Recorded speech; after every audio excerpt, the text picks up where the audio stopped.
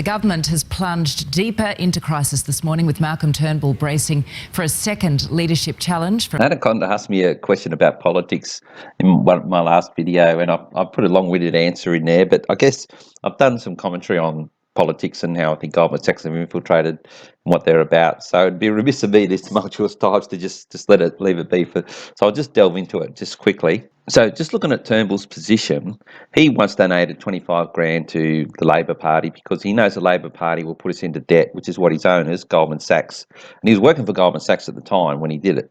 So Goldman Sachs want debt, and they want lower GDP through higher power prices. I've been through all that. I don't need to go over that again.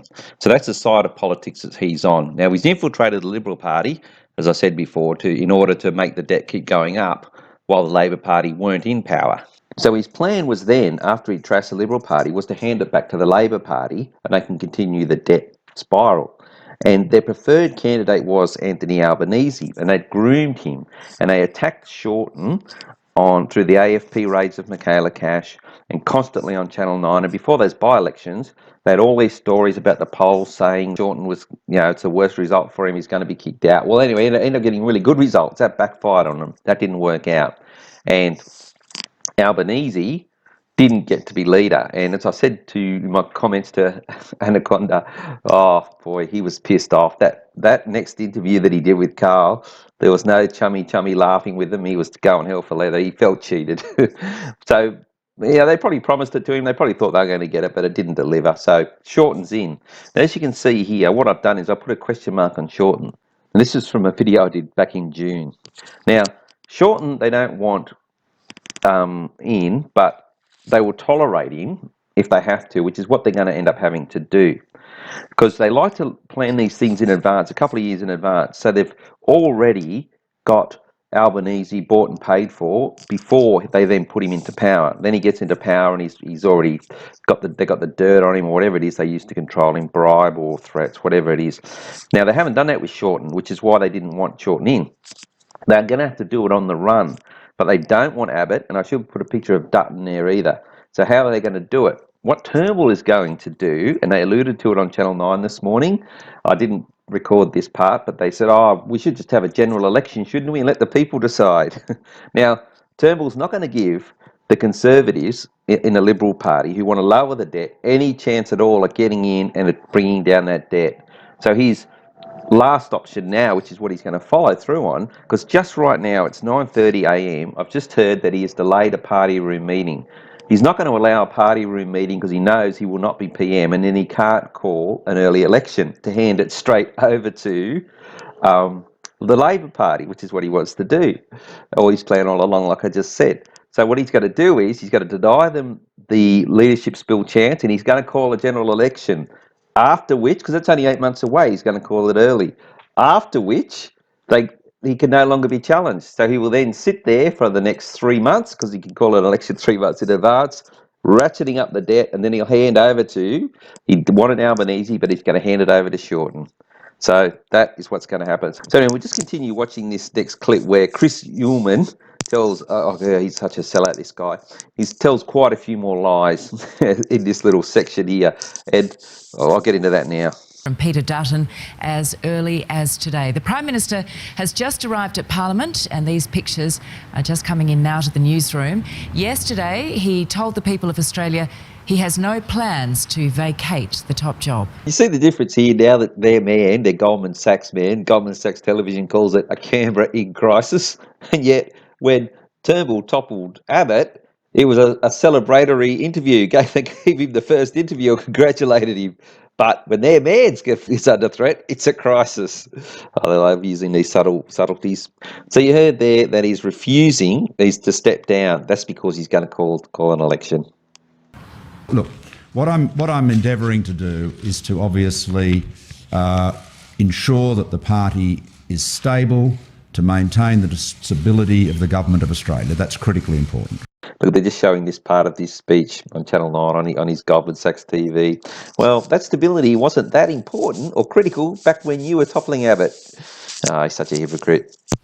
In a moment, we'll be speaking to Ross Greenwood about the business implications of all this. But first to Nine political editor Chris Uhlmann in Canberra. Chris, good morning to you again.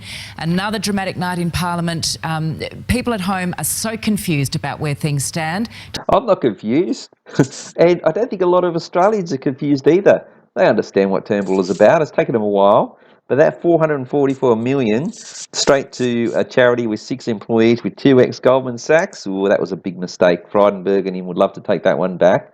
And Australians also know that their power prices are going up. So they're not confused at all.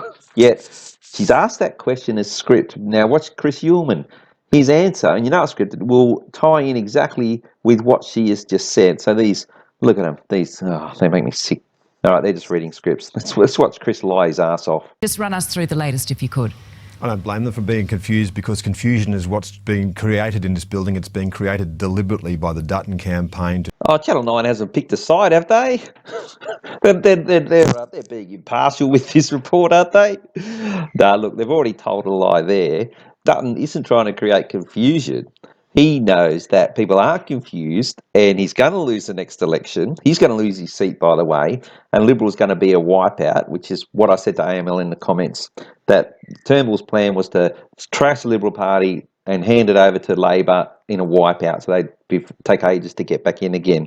So here's Channel 9 lying that Dutton is trying to create confusion. Oh, that's a bad thing, isn't it? Oh, look, can't we just keep Malcolm there? Come on, Australia. Put up with the higher power prices. Put up with your debt through the roof. Don't worry about that $444 million. Just have stability. Don't be confused, because that's what Dutton's trying to do to you. God, they're pieces of shit. Try and show that the Prime Minister can't rule because his position is untenable. They're circulating a petition trying to get 43 signatures on it. The reason that number is important is that would be a majority of the party room, which show the Prime Minister no longer enjoys the support of his party. But expect other manoeuvres if we don't see that petition to try and create this sense of chaos and dysfunction around the government. That's all Dutton's trying to do, create chaos and dysfunction. That's all. It's not the news polls and the fact that Australia has woken up to Turnbull as being a sellout and they're going to get wiped out at the next election. No, he just wants chaos. Oh, come on, Dutton, what are you doing?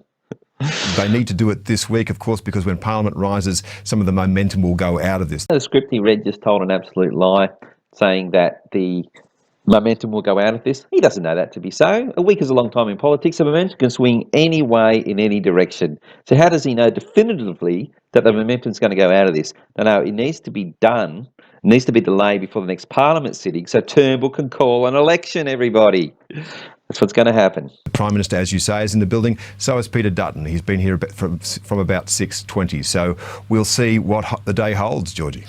There is a strong likelihood, though, that we could have a new Prime Minister by the end of today. What are you hearing?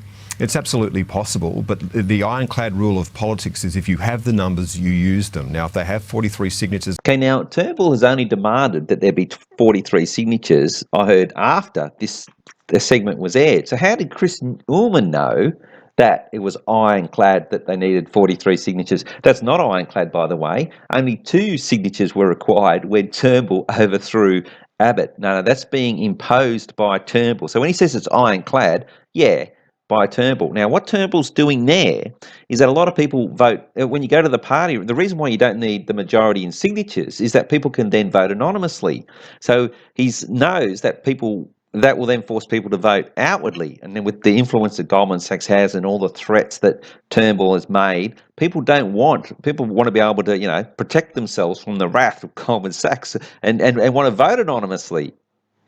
So that lie about it being ironclad that they need 43 people to declare who they're going to vote for, which is effectively what their signatures would be, is an absolute lie. On this petition, then they need to give it to the Prime Minister.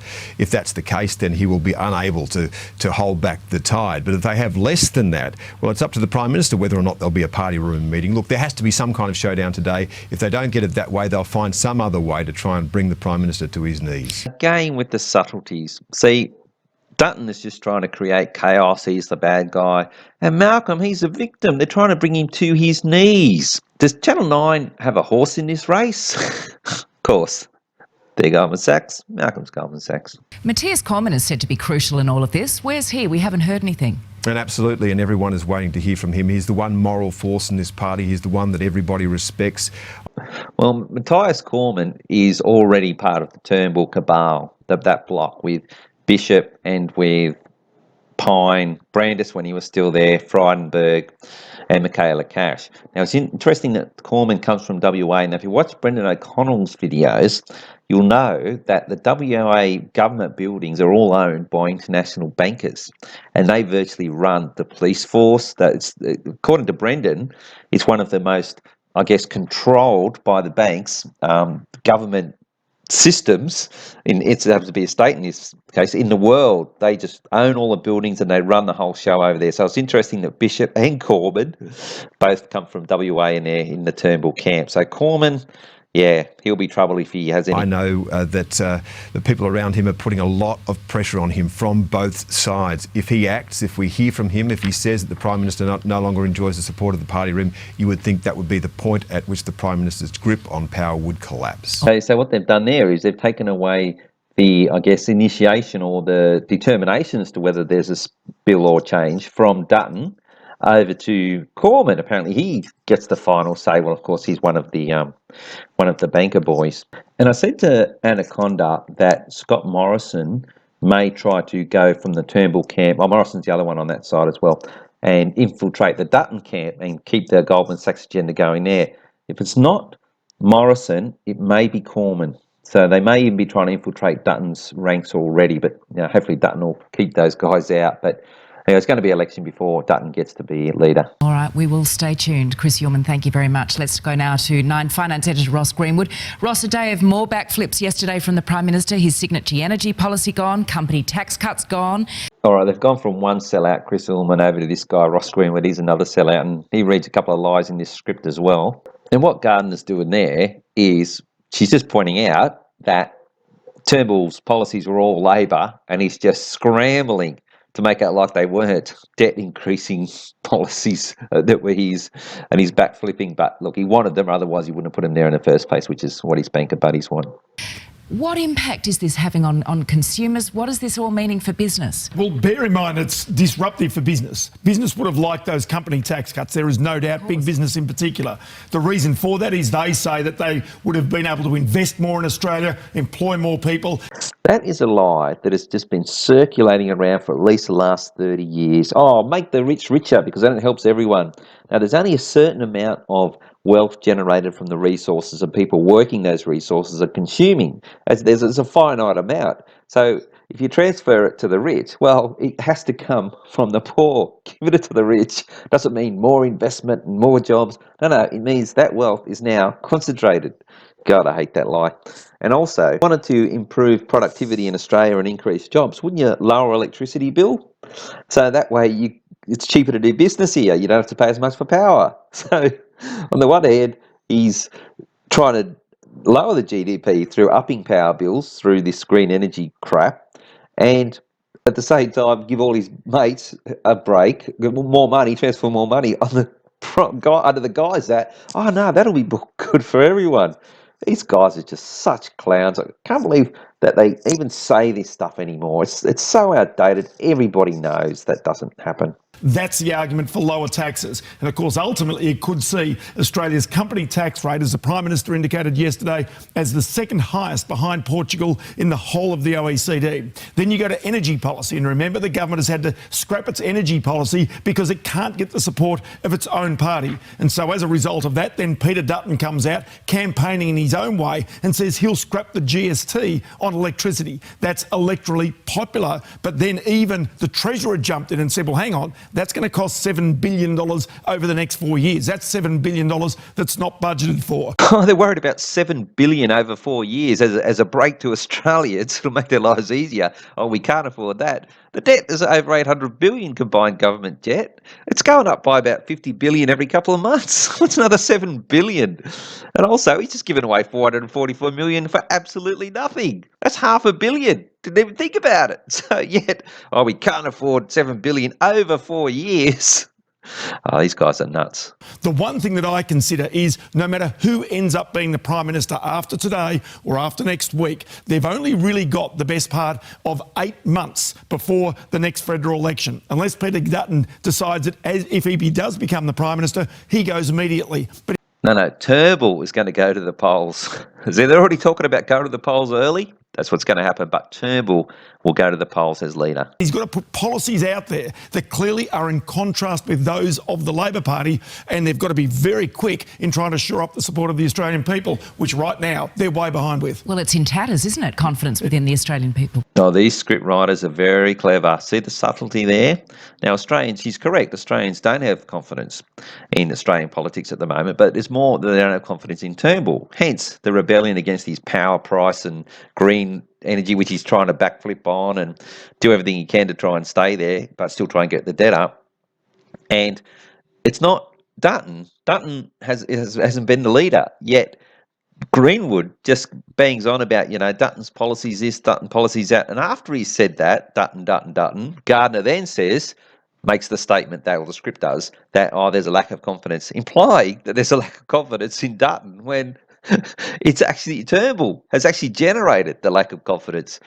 They're very clever, very tricky. And that's going to show up in all the news polls, all of the new polls that come out over the next few weeks. And that, again, is going to be a real problem for the Prime Minister if he hangs on. Indeed. Ross, thanks for your insight.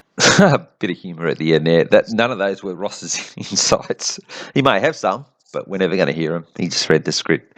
So, okay, my prediction is that Turnbull will stop this party room meeting and call an election. I think he might have to do it maybe at the next sitting of Parliament. I'm not sure exactly. They have all these strange rules for the running of Parliament where they all wear wigs and carry sceptres and all this sort of stuff. You see the ceremony that goes on down there. It's all a load of garbage. So according to that timeline, whenever he gets the chance, he will call an election and he will lead the Libs to the next election with his policies that, he doesn't really have any. He keeps backflipping on all of them, but he wants to ensure that the Conservatives who want to bring that debt don't get to present any of their policies as a viable alternative. The only alternative you're going to have is Turnbull back in power, which he would just, as soon as he got back into power, he would just forget all about all his backflips and just bring in the NEG and just steamroll everyone. So he can't get back in.